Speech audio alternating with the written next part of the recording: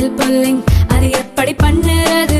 காலையில் எழுந்ததும் எதுவும் சாப்பிடாமல் இதயம் வளத்தை வாயில ஊத்தி நல்லா கொப்பளிக்கணும், அப்புறம் அதை துப்பிடணும். இதுதான் ஆயில் புல்லிங்.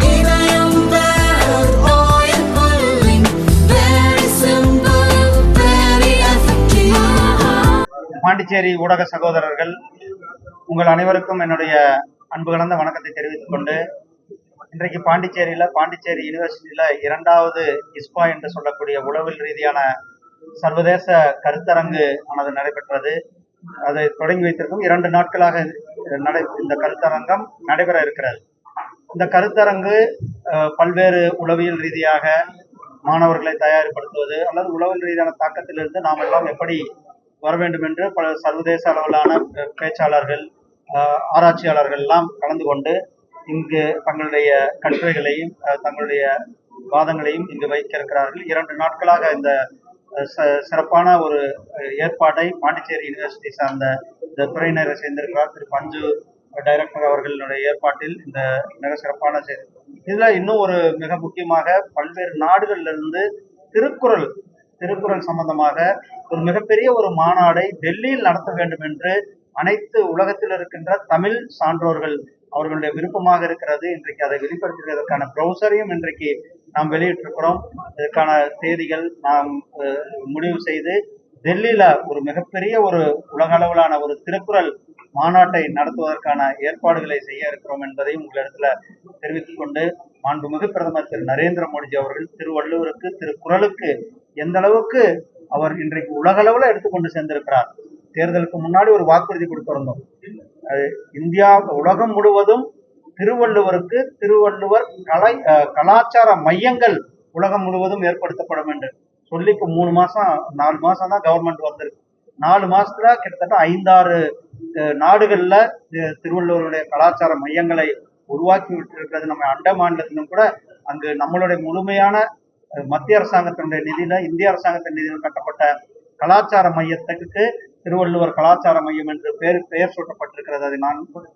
அதை திறந்து வைப்பதற்கு நானும் போயிருந்தேன். அது முழுமையாக இந்திய அரசாங்கத்தினுடைய நிதியில நம்மளுடைய மாண்புமிகு பிரதமர் அவர்கள் அது பூமி பூஜை போட்டு தொடங்கி வைக்கப்பட்ட அந்த ஒரு சிறப்பான ஒரு நிகழ்வு.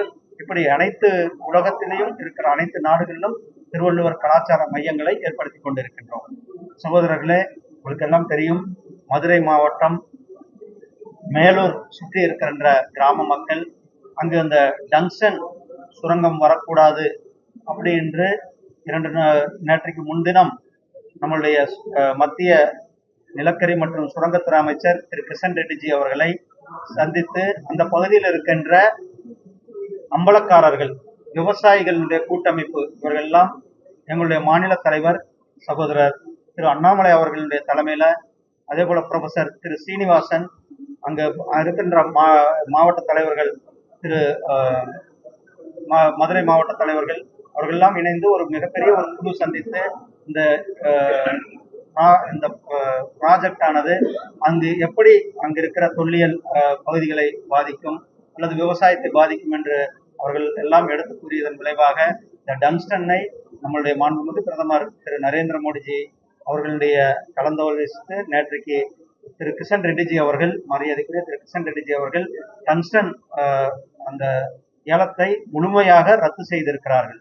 அந்த புரோகிராமை ரத்து செய்து அவர்களுக்கு மாண்புமிகு பிரதமர் திரு நரேந்திர மோடிஜி அவர்களுக்கும், மரியாதைக்குரிய திரு கிஷன் ரெட்டிஜி அவர்களுக்கும் தமிழக மக்கள் சார்பாகவும் அதே போல அந்த பகுதியில் இருக்கின்ற மேலூர் பகுதி மக்கள் சார்பாகவும் என்னுடைய மனமார்ந்த நன்றிகளை தெரிவித்துக் கொள்கின்றேன். இதுல திமுக மிகப்பெரிய ஒரு விளையாட்டு அரசியல், மக்களை ஏமாற்றுகின்ற அரசியலை செய்திருக்கிறார்.